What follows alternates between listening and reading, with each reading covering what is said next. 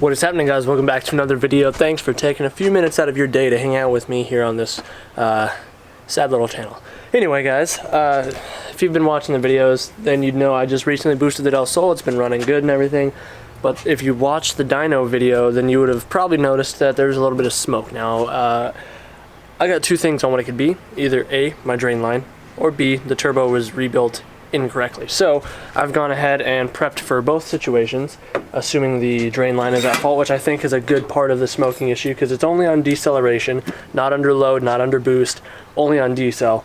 So, and it, like the other day going to work, stop and go traffic, it was basically a smoke show behind me. So, you know, that makes me think maybe my exhaust housing seal maybe it failed or something, but I think my big issue could also be that my drain line is more of an L shape instead of like a straight down or diagonal shape. Now I think that's the issue because, you know, if it comes down like that, it's getting caught oil backed up in the bottom of the line there. Decel, you know, car lurches forward, motion, mass, gravity, whatever you want to call it, pushes the oil to the front of the pan. It can go back up that drain line. You know, it only takes a little bit of oil to create a cloud. So I'm gonna go ahead and I'm gonna pop this drain line off. I'm gonna put a 45 because right now I have a straight fitting coming off the turbo and doing the L shape into the top right corner of the pan where a 90-degree fitting is. So I have some extra dash 10 line that I'm gonna go ahead and use, hopefully maybe not have to trim it up. I'm gonna attach this 45 to the turbo, and then I'm gonna go ahead and clock the 90-degree fitting and shorten that line as much as I can to where it's just a straight diagonal shot and see if that doesn't help this. I would go driving around right now to show you guys the issue, but I don't really want to have to deal with hot oil and then waiting forever for the, yeah, you know what I mean. So I'm gonna go ahead and get this car jacked up. I already got it on blocks right now, and then pop this line off quick, change this fitting, and be good. And I don't know if none of you guys have ever used dash 10 or AN fittings before, but you basically thread this red piece onto your hose. It's a reverse thread on this end, and then you slide the blue piece in, and then you thread it in, and then it creates the fitting, and then yeah, crank it down. Super easy, super simple, really effective. So here's the current drain setup. As you can see, yeah, you know, I'm pretty sure it's getting backed up right about here. But yeah, more or less an L, but we're gonna go ahead and change that. But if you guys also remember, I was having issues with these leaks. I'm so stoked. Re-welded the new bung on the new pan, triple layer gasket for the oil pan gasket. We are totally good there. I'm stoked. So I'm gonna go ahead and grab my wrench. I forget what size. I think it's like 1 1/16 inches or something, because I don't have AN wrenches.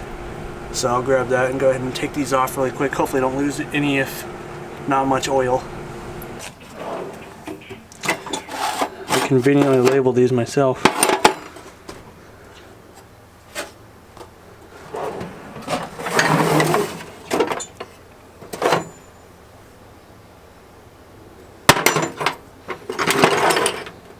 Ah, there we go, dash 10.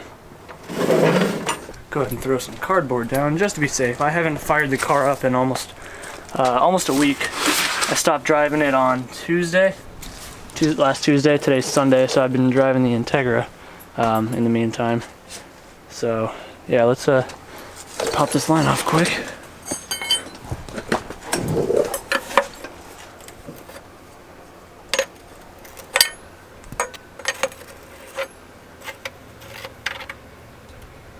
Oh, okay, well, alright then. So here's the old drain line, and yeah, with it all like that, I can see how the oil is getting backed up right here. So I'm gonna go ahead and thread this on and kind of get an idea for the angle that I'm gonna need. I'm gonna go ahead and pop this fitting off too, so I can kind of mock up the shape of the hose that I'm gonna need. But hopefully this gives me some answers.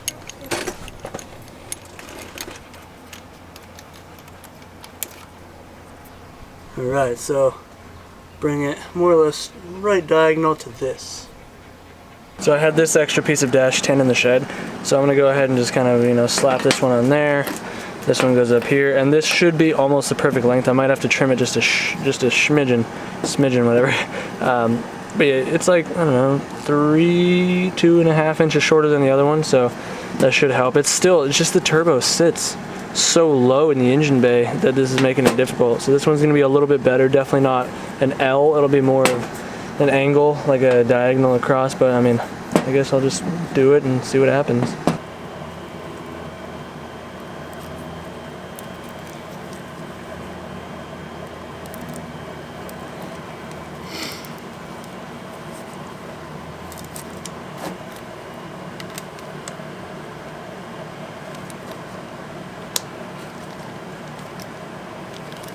got the shorter line right here. I did obviously just somebody put it together, but I had to shorten it about an inch because I mocked it up. So yeah, it's a good bit shorter than this one, probably 2.5, 3 inches now. And yeah, I'm gonna go ahead and slap this on really quick. Hope it fits correctly because these aren't swivel fittings. Well, this one you can turn it a little bit, but yeah, they're fixed fittings because I didn't want any chances of them leaking like the other 90 I had did. So you got to be really careful when putting these on to make sure you get the angles right, but this should be right.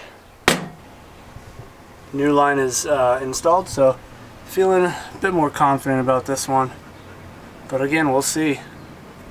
So far, just idling it, I haven't seen any smoke. It's hard to tell though, because before it did idle a little bit here and there, a little bit of smoke, but the exhaust smells cleaner already, but I'm not getting my hopes up yet. So I'm gonna go ahead and drive around because I gotta go run a few errands. So yeah, go spin around. I'll let you guys know when I get back if this thing actually smokes or not, and go from there. So I just got back from running my errands, and I've been watching it closely, and it didn't smoke until I got to the driveway here and backed in. So if I rev it up right now, which I'll do in a sec just to show you guys, it smokes a little bit, but not nearly as much as it did before. Because before, after the car had been driven for a while and it started smoking a bunch on D-cell, anytime I pretty much rev it and whatnot, it would kind of puff a bit, puff a good cloud, and now it's like I said, still doing it, just not as bad.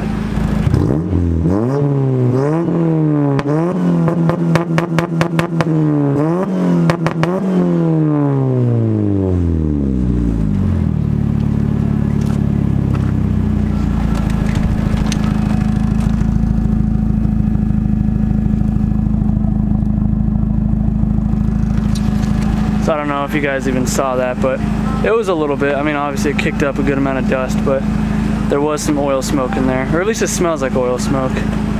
It's whitish gray. You know, if you guys have had a turbo smoking before, you would know what I mean. I know it's not cooling or anything else. Like I said, motor never had any issues before this, so I'm almost wondering if maybe I need to vent my valve cover as well, because I have the block vented. So I think venting the valve cover to a catch can is definitely a must. So to be fair, I can't really judge the turbo off of that. I'll find out tomorrow when I take it to work. So in the event that turbo really just does need to be replaced, I went ahead and ordered an Amazon GT20, I want to say it's a 27, sorry, GT7871, I think, or 7186 or something like that, I don't know. But it was 115 bucks, so it's got a bunch of good reviews on it. It comes with decent quality gaskets, the multi-layer steel ones and whatnot. So, and it's supposed to be 8-pound actuator, but I hear say in the reviews that somebody else's actuator ended up being a 15-pound one, but we'll see. I'm gonna have to modify things slightly to fit, because I'm not entirely sure if this uses the same thread pitch for the oil fittings and stuff, or for the oil restrictor and the water lines. But I will, obviously I'll get it to work, and it doesn't use a flange, it uses couplers on everything, so I'm gonna have to modify my charge pipe. So I found this piece in my box of piping, and I'm gonna just have to shorten it down. But I'll do that as necessary. But in the meantime, I'm gonna go ahead and change the oil on this thing because it's been long overdue, and yeah, get this knocked out so I feel like I did something today besides mess with that thing. Oh, and the window motor on the Del Sol went out, so fun stuff. So I did one more thing the other night that I thought you guys might think is kind of cool. Made my own little air box around the filter here. Mostly because, just in case, you know, don't want to splash water up. And I just used 24 gauge sheet steel. Did the two big sides 7.5 by 7.5 inches. And then these long ones are 7.5 long by 4 inches wide. Just enough to fit the filter in there. And I don't know if you can see in here, but the bumper I cut out right here, and then there's a hole in the core sport, so it's forcing air into the filter because the backside here is shut off. If it's functional, I think so, but I don't know if it's really beneficial, but it does protect the filter from getting water in it, and it looks kind of cool. But just thought I'd show you guys that, because I don't know, sometimes I get bored and I do things and I don't film it, and then people ask me about it, so this is one of those things.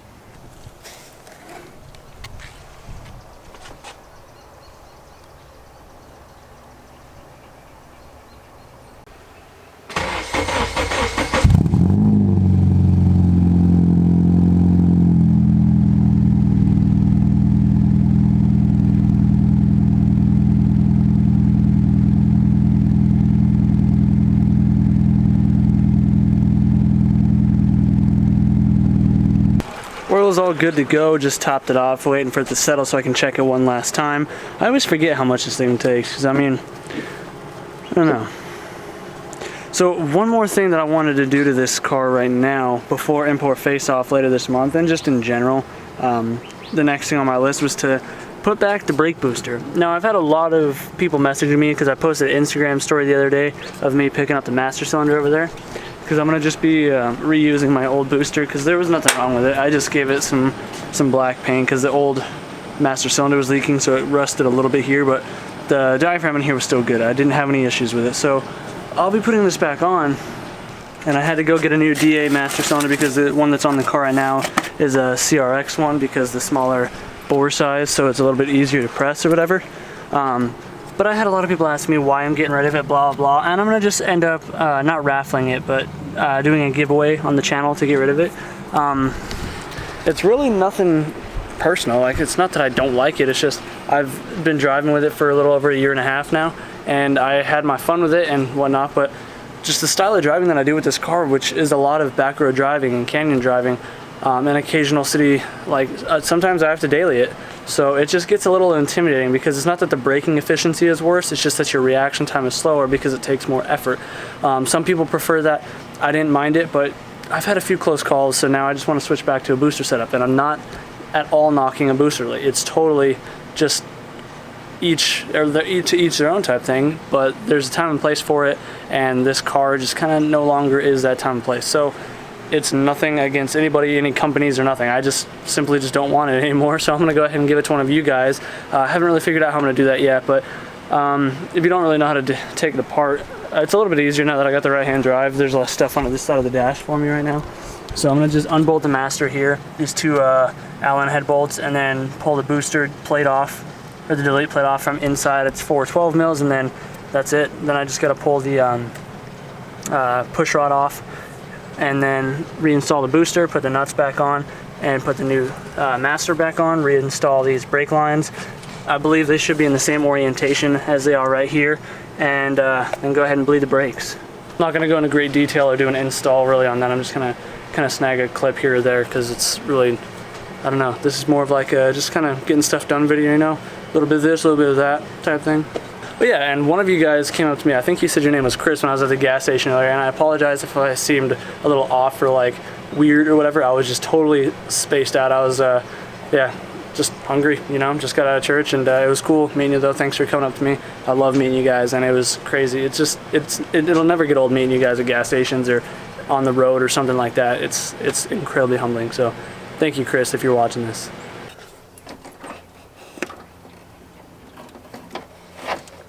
So now you can see there's just four, I mean, on the inside of the plate, there's 4 bolts on the inside. So I'm gonna go under the dash really quick, see if I can't show you guys that.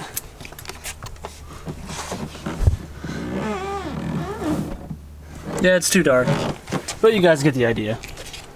Definitely did not remember having to drop the steering column to access all this. What is up with all these mosquitoes, dude?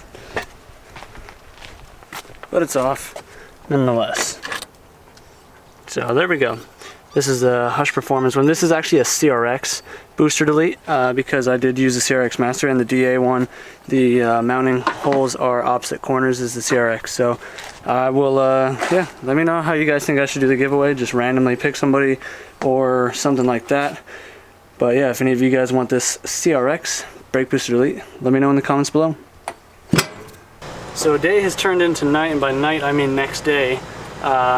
I ended up putting the booster on. Did not fit the stock DA booster with the stock master cylinder. Does not fit a right-hand drive DA with a K20 in here. So you can kind of see it here. I had to notch the whatever this is, the VTEC shield, solenoid shield, and then I had to shave the bottom of the booster, or the bottom of the master, and then even then it was rubbing up almost millimeter, if that, away from the connector here. So if the engine lunges forward, all this connector was going to break.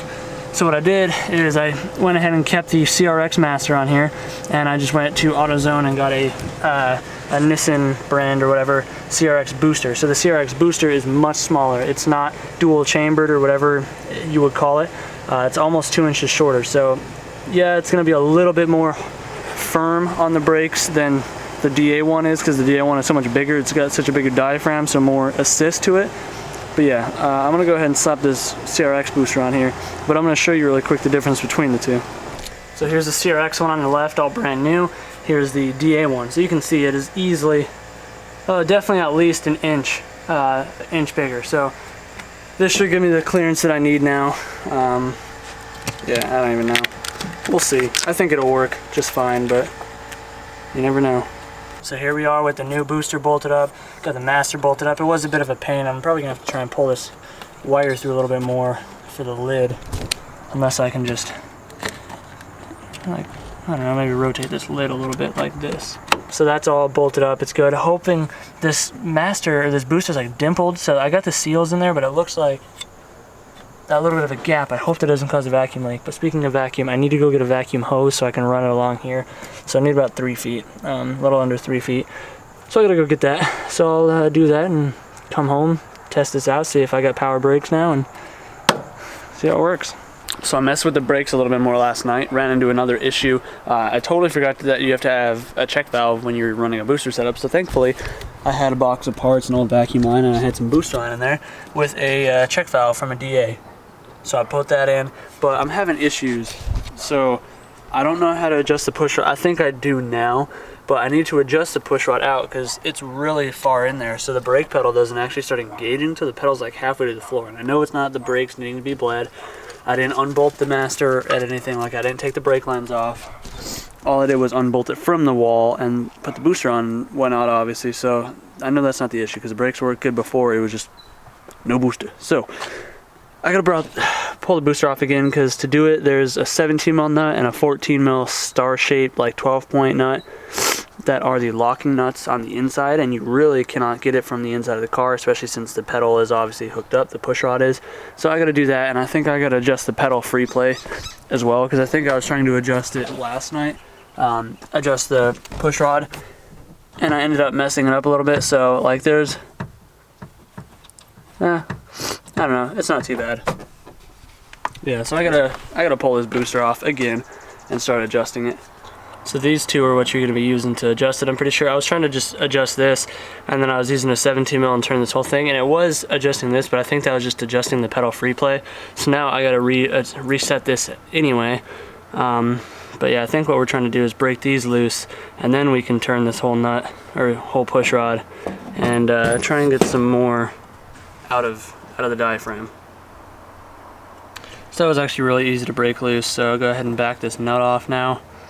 And then, yeah, and just turn this now.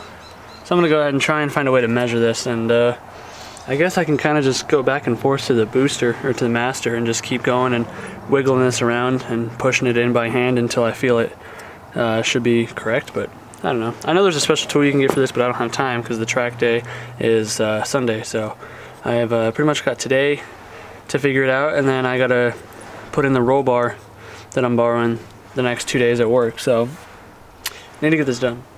It is a bit later in the video now. It's actually been probably 2 to 3 days now, so I got the brakes working. Jeez, I cannot talk. Got the brakes hooked up, so a little soft, but I did figure out my issue is that I'm running, obviously you guys just saw my CRX Master, but I'm also running the CRX HF, I'm sorry, CRX Booster, and I have the CRX HF Master Cylinder, which is partially an issue because it is a 13/16 Master, so I need to upgrade to the 91 Civic EX, which was in the 4-door, I believe, but that's got a 15/16, which is the same size as the stock DA1, so that's supposed to give you a bit more of a firm pedal feel. So now I've been driving the car for 2 days, getting kind of used to the brake pedal, got my heel toe down shifts down with it, so I don't know if it's even a huge issue because the brakes were good.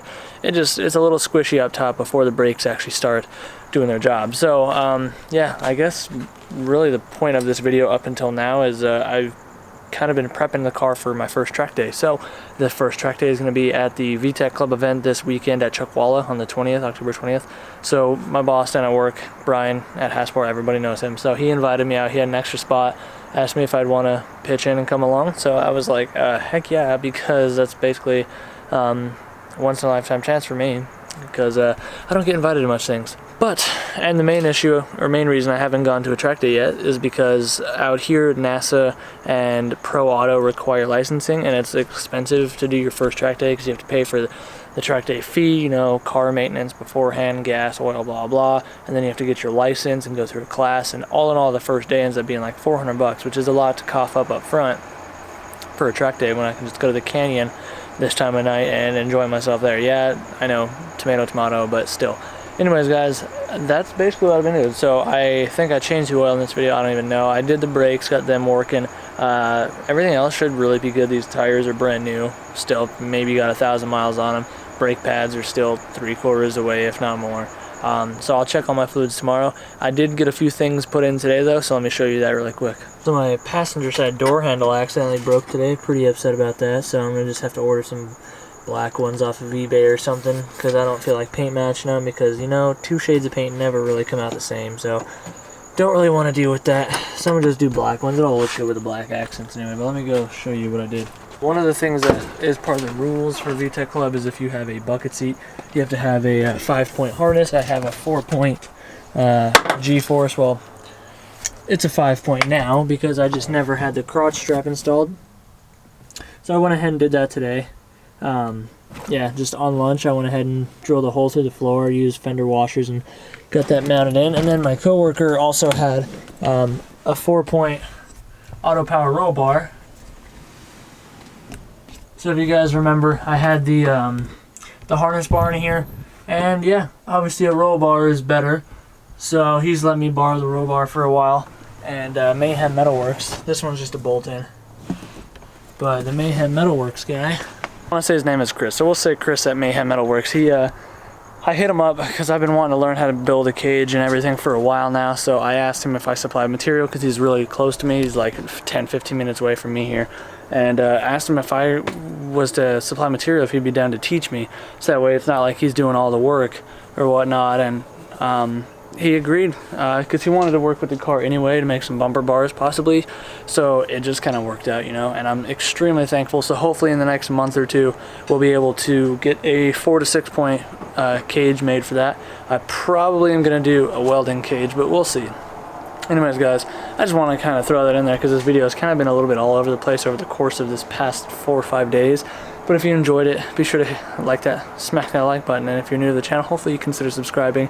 And if you are subscribed, please turn on post notifications, that way you can get notified whenever I upload, because YouTube's pretty bad about that. So this next video will be me at the track. I'm going to try and do a little bit of vlogging, but I also will have my GoPro with me, and then I also got to install this window motor in the Del Sol, and I'm going to swap out turbo, so that'll probably maybe be tomorrow before we hit the road for Chuckwalla, because yeah, I don't know. We'll see. We'll see what I got time for. Anyways, guys, do what you love. Forget about the rest. See you in the next one. Peace.